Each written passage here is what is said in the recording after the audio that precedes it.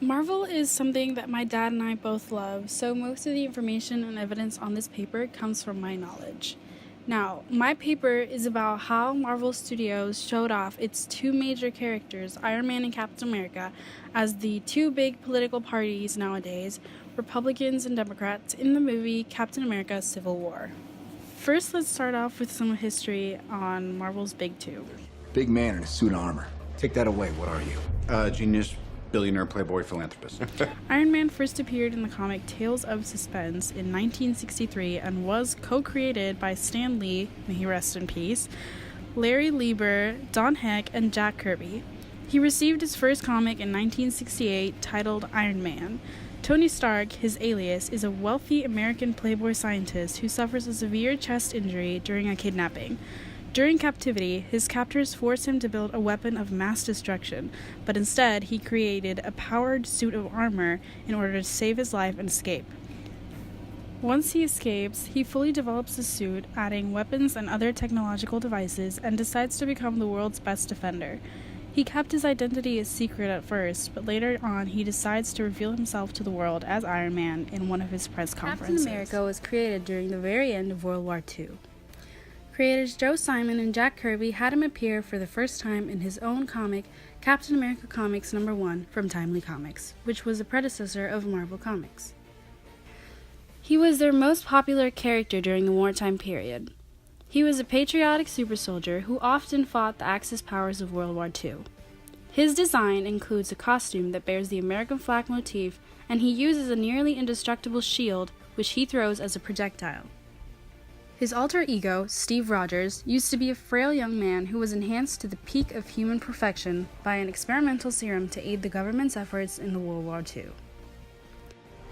How'd you feel? Taller. Near the end of the war, he was trapped in ice and survived in suspended animation until he was revived in the present day. In 2008, we got the very first movie in the Marvel Cinematic Universe, which was the very first Iron Man movie. Truth is,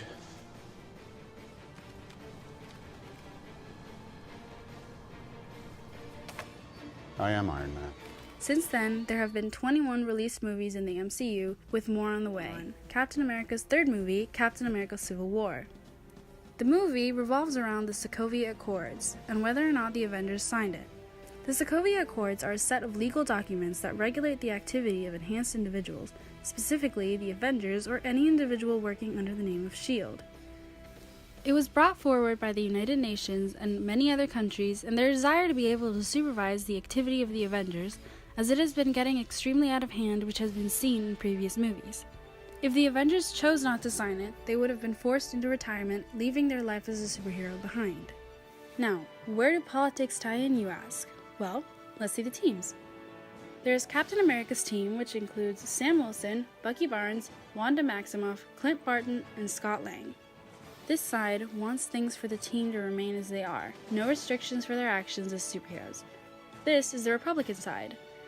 The other team is Iron Man's team, which includes Natasha Romanoff, King T'Challa, James Rhodes, and Vision. This side knows that they pose a threat to the world and believe that a little regulation is good. Peter Parker would also be included in this, but his actions were in support of his mentor, Iron Man, and not for the actual Accords. Aside from their standings in Captain America Civil War, Steve Rogers is really an old man trapped in the body of a man in his mid-30s. And I'd like to know how Loki used it to turn two of the sharpest men I know into his personal flying monkeys. Monkeys? Do not understand. I do. I understood that reference. He has a very traditional way of seeing things, similar to those in the Republican Party. This is due to him being born during the wartime. Tony Stark, on the other hand, is very up-to-date with everything in the world. After being kidnapped, he came home to announce that his company would no longer manufacture weapons. He is constantly thinking about how to be better for himself and for his company. Knowing this, it's only logical that Captain America would choose not to sign the Accords.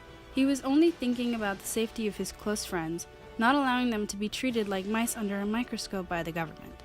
Now, this does not mean that Tony does not care about his friends' lives. He'd just prefer to keep the world safe from their constant collateral damage.